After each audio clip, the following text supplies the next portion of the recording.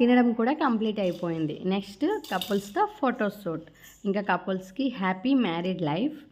ఇంకా మా చిట్టి తల్లి అప్పుడు పడుకుంది కదా, ఇంకా భోజనాలు అయిపోయిన తర్వాత లేచిందనమాట. సో ఇప్పుడు కనిపిస్తుంది బ్లాగ్లో.